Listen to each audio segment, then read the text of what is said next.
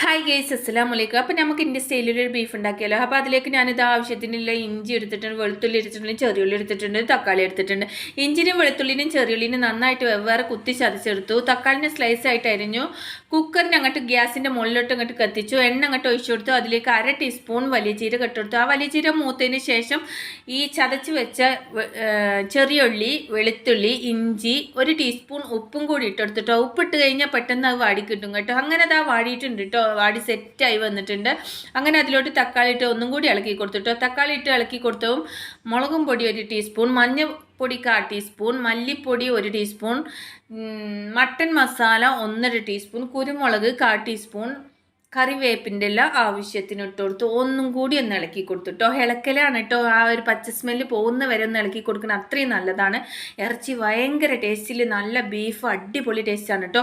കറിവേപ്പിൻ്റെ ഇട്ടിട്ടൊന്ന് നന്നായിട്ട് ഇളക്കി കൊടുത്തതിന് ബീഫിന് അതിലേട്ടൊക്കെ കയറ്റി ഇട്ട് കൊടുത്തു കേട്ടോ.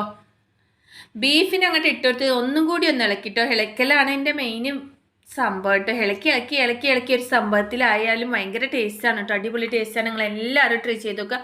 അങ്ങനെ അതാ ഇളക്കി അത് സെറ്റായി വന്നിട്ടുണ്ട് കേട്ടോ. സെറ്റായി വന്നതും 1-1.5 ഗ്ലാസ് വെള്ളം, ഞാൻ ചൂടാക്കിയ വെള്ളം ഉണ്ടായിരുന്നു, അത് ഞാൻ അതിലുണ്ട് ഒഴിച്ചു കൊടുത്തു. ഒരു 5-6 വിസിലുണ്ട് അടിച്ചു കഴിഞ്ഞാൽ ബീഫ് അങ്ങോട്ട് സെറ്റാവും കേട്ടോ.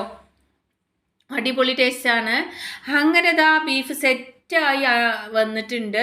അതിലോട്ട് ഞാനിതാ ഓപ്ഷനാണ് കേട്ടോ, മല്ലിച്ചപ്പ് ഇട്ട എന്തിലിട്ട് എൻ്റെ ഫേവറേറ്റാണ്, നിങ്ങൾക്ക് എല്ലാവർക്കും അറിയില്ല. അതിലൊന്നും കൂടി ഒന്ന് ഇട്ട് കൊടുത്തു. അങ്ങനെ മല്ലിച്ചപ്പ് ഇട്ട് കൊടുത്ത് ഒന്ന് ഇളക്കി കൊടുത്താൽ എൻ്റെ പൊന്നെ അടിപൊളി ബീഫ് സെറ്റായിട്ടുണ്ട്. പൊറാട്ടക്കും ചോറിക്കും ചപ്പാത്തിക്കും അപ്പത്തിക്കും കഴിക്കാൻ പറ്റിയ അടിപൊളി